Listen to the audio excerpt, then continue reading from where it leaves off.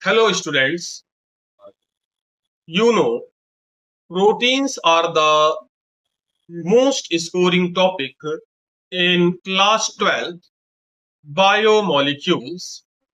Every year you get at least one question from denaturation and structure in CBSE, NEET and other state boards. I am going to break down NCERT chapter Biomolecules in few minutes. No fluff.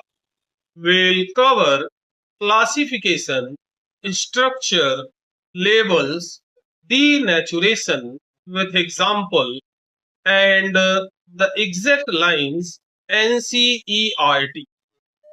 Accept your answer. Let's start with what a protein actually is. Proteins are the most abundant biomolecules of the living system. Chief sources of proteins are milk, cheese, pulses, peanuts, fish, meat, etc. Proteins occur in every part of the body and form the fundamental basis of structure and functions of life. Proteins are also required for growth and maintenance of body. The word protein is derived from Greek word proteos, which means primary or of prime importance. All proteins are polymers of alpha amino acids. Amino acids contain amino single bond NH2 and carboxyl single bond COOH functional groups. Depending upon the relative position of amino group with respect to carboxyl group, the amino acids can be classified as alpha, beta, gamma, delta, and so on. Only alpha amino acids are obtained on hydrolysis of proteins. They may contain other functional groups also. All alpha amino acids have trivial names which usually reflect the property of that compound or its source. Glycine is so named since it has sweet taste. In Greek, glykos means sweet, and tyrosine was first obtained from cheese. In Greek, tyros means cheese. Amino acids are generally represented by a three-letter symbol. Sometimes one letter symbol is also used. Structures of some commonly occurring amino acids along with their three letter and one letter symbol are given in table. Amino acids are classified as acidic, basic, or neutral depending upon the relative number of amino and carboxylic groups in their molecule. Equal number of amino and carboxylic groups makes it neutral. More number of amino than carboxyl groups makes it basic, and more carboxylic groups as compared to amino groups makes it acidic. Essential amino acids and non-essential amino acids. Out of the total 20 amino acids found in nature, 10 have been classified as essential and the remaining 10 as non-essential. Non-essential amino acids. The amino acids which can be synthesized in the body are known as non-essential amino acids. Essential amino acids. Amino acids which cannot be synthesized in the body and must be obtained through diet are known as essential amino acids. Amino acids are usually colorless crystalline solids. Amino acids are water soluble, high melting solids and behave like salts rather than simple amines or carboxylic acids. Note, salts like behavior of amino acid is due to the presence of both acidic carboxylic group and basic amino group groups in the same molecule. Jitter ion. In aqueous solution, the carboxyl group can lose a proton and amino group can accept a proton, giving rise to a dipolar ion known as Jeter ion. This is neutral but contains both positive and negative charges. Amphoteric behavior of amino acids.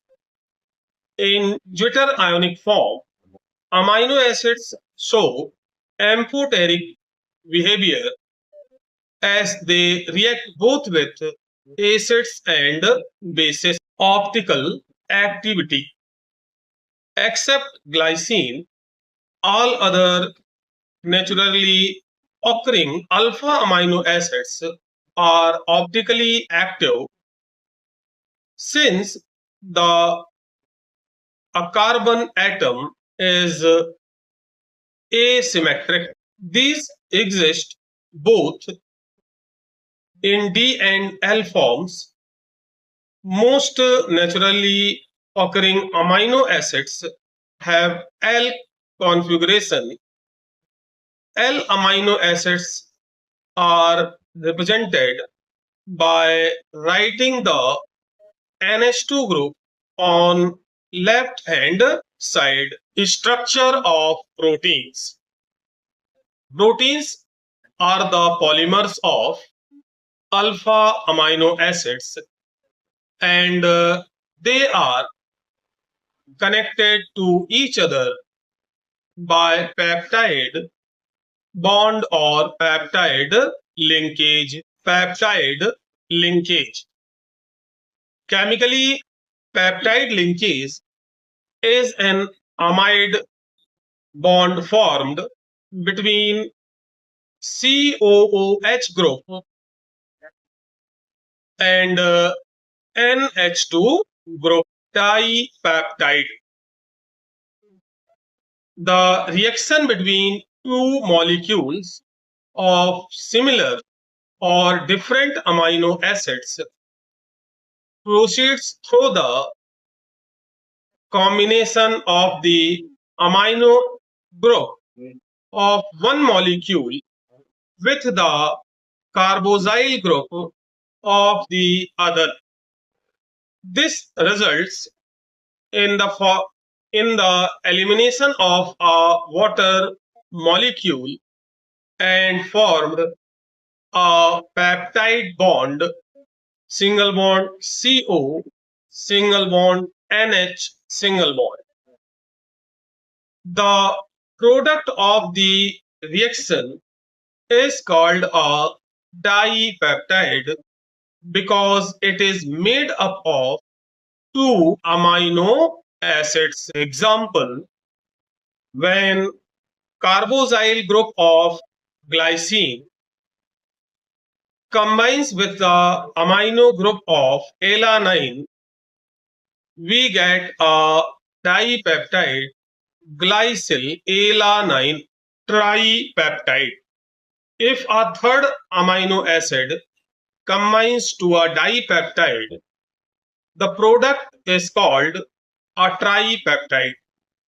A tripeptide contains three amino acids linked by two peptide linkages: tetrapeptide, pentapeptide, or hexapeptide.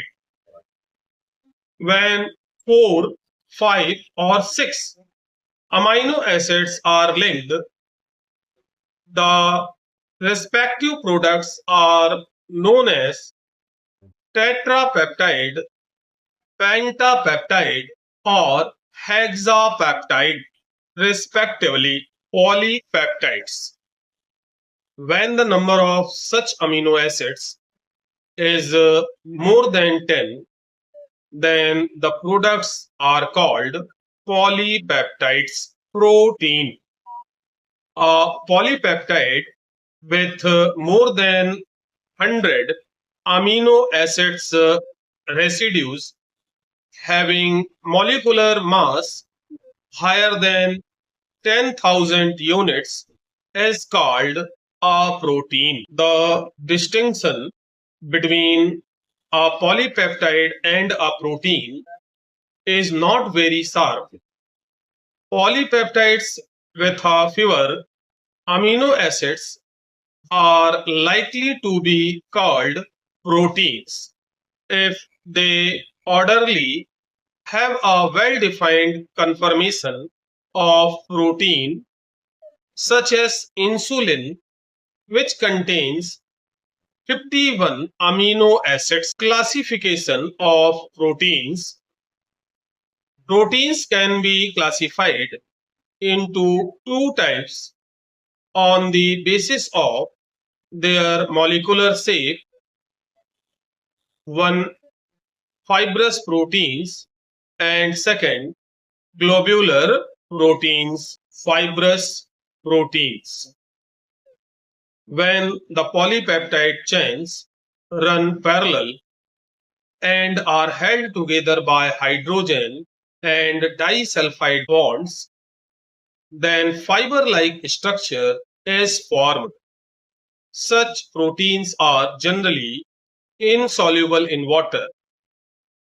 Some common examples are keratin, present in hair, wool, silk, and myosin, present in muscles, etc. Globular proteins. This structure results when the chains of polypeptides coil around to give a spherical shape. These are usually soluble in water. Insulin and albumin are the common examples of globular proteins. Structure and shape of proteins. Structure and shape of proteins can be studied at four different levels, that is primary structure, secondary structure, tertiary structure, and quaternary structure. Each level being more complex than the previous one. Primary structure of proteins. Proteins may have one or more polypeptide chains. Each polypeptide in a protein has amino acids linked with each other in a specific sequence. And it is this sequence of amino acids that is said to be the primary structure of that protein. Any change in this primary structure, that is the sequence of amino acids creates a different protein. Secondary structure of proteins. The secondary structure of proteins refers to the shape in which a long polypeptide chain exists.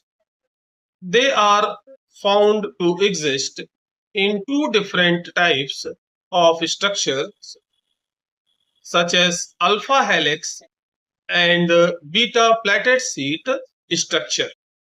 These structures arise due to the regular folding of the backbone of the polypeptide chain due to hydrogen bonding between single bond CO single bond and single bond NH single bond groups of the peptide bond alpha helix structure. Alpha helix is one of the most common ways in which a polypeptide chain forms all possible hydrogen bonds by twisting into a right-handed screw, that is helix, with the NH group of each amino acid residue hydrogen bonded to the CO of an adjacent turn of the helix as shown in figure beta platelet sheet structure. In beta platelet sheet structure, all peptide chains are stretched out to nearly maximum extension and then laid side by side, which are held together by intermolecular hydrogen bonds. The structure resembles the plaited folds of drapery and therefore is known as beta plaited sheet structure. Tertiary structure of proteins. The tertiary structure of proteins represents overall folding of one polypeptide chains, that is further folding of secondary structure. It gives rise to major molecular shapes with fibrous and globular. Note the main forces which stabilize the secondary and tertiary structure of proteins are hydrogen bonds, disulfide linkages, van der Waals, and electrostatic force of attraction. Quaternary structure of proteins. Some of the proteins are composed of two or more polypeptide chains, referred to as subunits.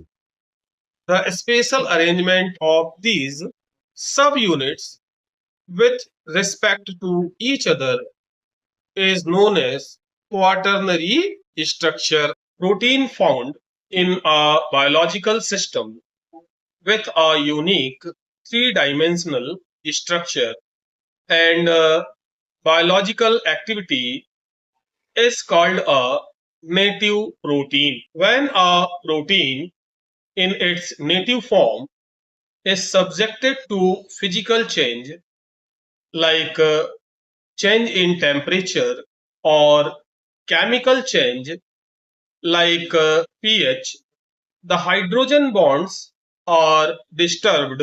Due to disturbed hydrogen bonds, globules unfold and helix get uncoiled and protein loses its biological activity. This is called denaturation of protein.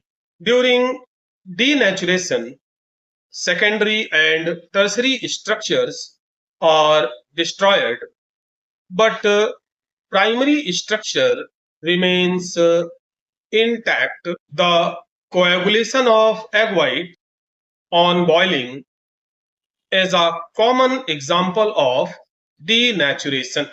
Another example is curdling of milk, which is caused due to the formation of lactic acid by the bacteria present in milk. That's proteins done from NCERT. Remember the four structures and the difference between denaturation and hydrolysis, difference between fibrous and globular proteins. That's 90% of exam questions. That's all for now. See you in the next video.